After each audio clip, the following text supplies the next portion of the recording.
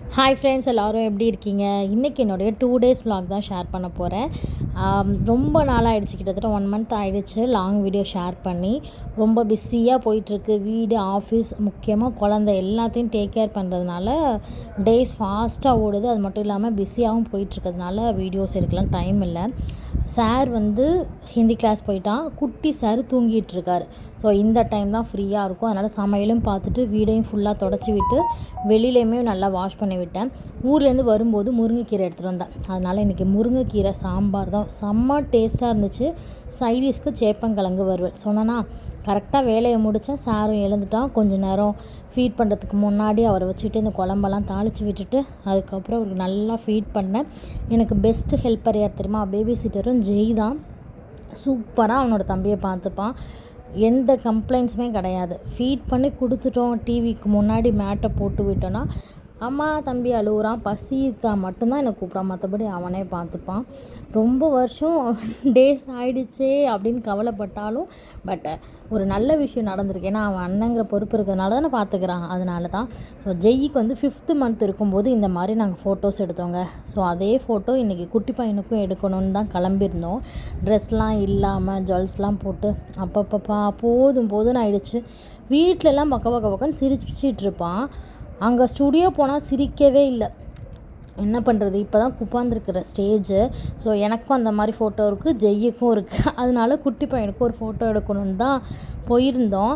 அவர் வந்து கொஞ்சம் அப்படியே சிரிக்காமல் அப்படியே சேடாக தான் இருந்தார். ஃபோட்டோ எடுத்துகிட்டு வந்தாச்சு. அப்படியே அண்ணனுக்கும் தம்பிக்கும் ஒரு ஃபோட்டோ ஷூட்டும் எடுத்துகிட்டு வீட்டுக்கு வந்தோம். செம்ம டயர்டில் தூங்கிட்டார். அப்படியே அவர் தூங்க வச்சுட்டு மதியானத்துக்கு இட்லி உளுந்து அரைக்கிறதுக்காக அரிசிலாம் ஊற வச்சுட்டு போயிருந்தேன். வீட்டுக்கு வந்ததும் அந்த வேலைகள் பார்த்தேன். ஆப்பத்துக்கும் கூடவே வந்து ஊற வச்சுருந்தேன். அதுக்கப்புறம் நமக்கு கிரைண்டர் கல்லில் வந்து வாரத்துக்கு இருக்கக்கூடாதுல்ல, அதனால் சேர்த்தே ஊற வச்சு அரைச்சிட்டேன். இட்லிக்குமே வந்து அரிசி தனியாக உளுந்து தனியாலாம் ஊற வைக்க மாட்டேன். எல்லாத்தையும் ஒன்றா ஊற வச்சு கழுவிட்டு அதுக்கப்புறம் அரைப்பேன். எல்லாமே சாஃப்டாக தான் வந்து இட்லிலாம் வரும். இந்த வேலைகள் பார்த்துக்கிட்டே இருந்த கிரைண்டர் ஓடுது 3 மணி நேரம் ஆகிடுச்சு.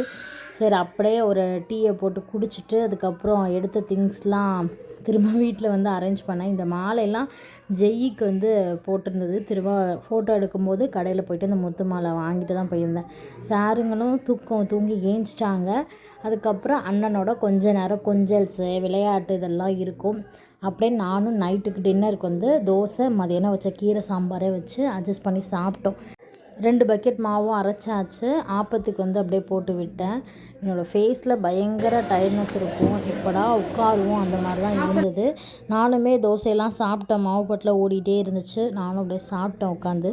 இடுப்பு வலி கண்டிப்பாக ஆப்ரேஷன் பண்ணால் இடுப்பு வலி இதெல்லாம் இருக்கும். இதுக்கு ஒரு சொல்யூஷனே கிடையாது. ஆனால் ஜெய்யி பிறந்ததுக்கப்புறம் எனக்கு 7 வருஷம் இந்த இடுப்பு வலினா என்னன்னு தெரியாது. சொல்லுவாங்க ஆப்ரேஷன் பண்ணால் இடுப்பு வலிக்குன்ட்டு. எனக்கு அந்த இடுப்பு வலியே கிடையாது. நித்தின் பிறந்து இந்த ஃபேமிலி பிளானிங் பண்ணதுக்கப்புறம் தான் எனக்கு இந்த பேக் பெயினே நான் பார்க்குறேன். பயங்கரமான ஒரு வலியாக இருக்குது. அந்த வலி வரும்போது ஒரு 5 மினிட்ஸ் போய் படுத்து ஏஞ்சி வந்தேன் அப்படின்னா நல்லா ரிலாக்ஸாக ஆகிடுது. கால்சியம், அயன் டேப்லெட்லாம் கொடுத்தாங்க. அதுவுமே கண்டினியூஸாக என்னால் போட முடியல.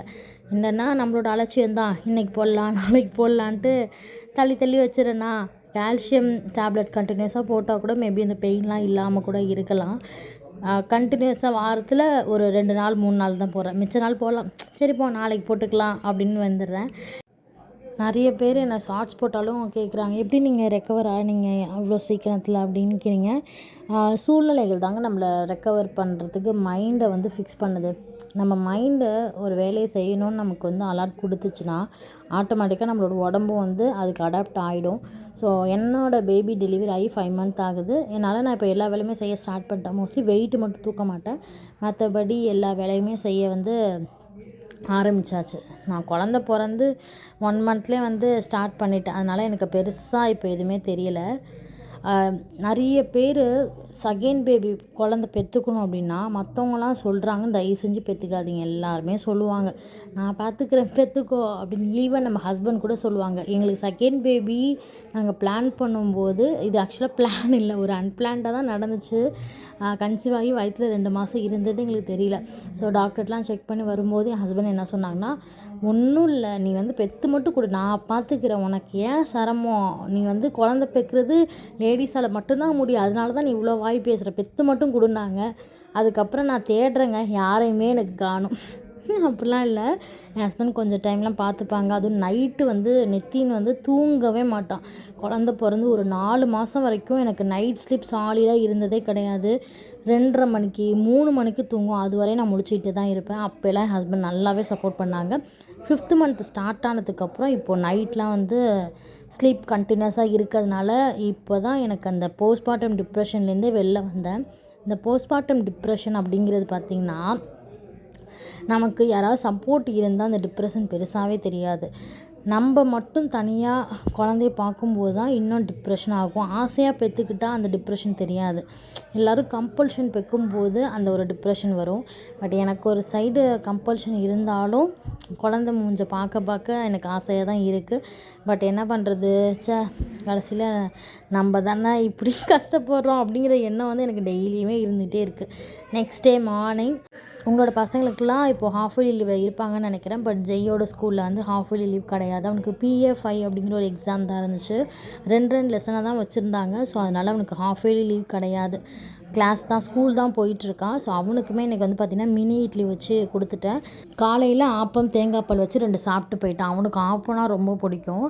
நாங்களும் சாப்பிட்டதுக்கப்புறமா மதியானம் லஞ்சுமே கையோடு நான் பண்ணிட்டேன். இன்றைக்கி வந்து முட்டைக்கோஸ் கூட்டு தான் பண்ணியிருந்தேன், உருளைக்கிழங்கு போட்டு. சிம்பிளாக அதை சாப்பிட்டுட்டு ஆஃபீஸ் போயிட்டு வந்ததுக்கப்புறமா இப்போ நியூ இயர் வேறு வரப்போதா, அதனால் பூஜை பாத்திரம் மட்டும் தேய்ச்சி வச்சேன். ஒரு 1/2 hour தான் கடகடன்னு தேய்ச்சி வச்சுட்டு நைட்டு டின்னருக்கு வந்து விறகுல வந்து கிச்சடி தான் பண்ண போகிறேன். விறகு அரிசி இருக்கு இல்லையா, அதுதான். இது கொஞ்சம் ஹார்டாக இருக்க மாதிரி இருக்கும்.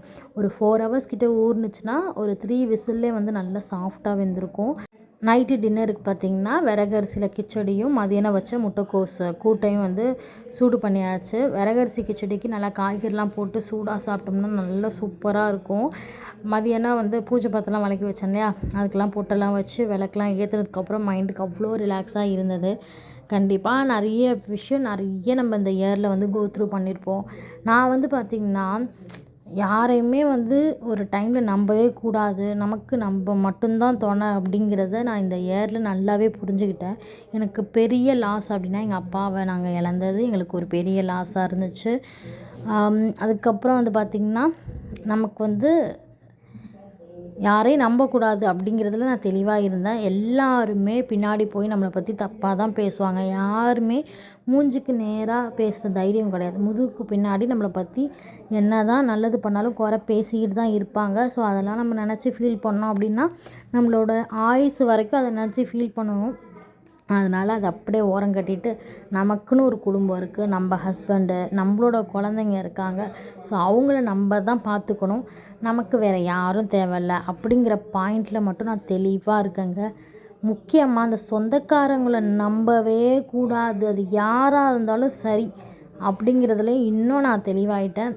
இதுக்கப்புறம் என்னோடய வாழ்க்கையில் எத்தனை பாடம் நான் கற்றுக்க போகிறேன் அப்படிங்கிறது தெரியல.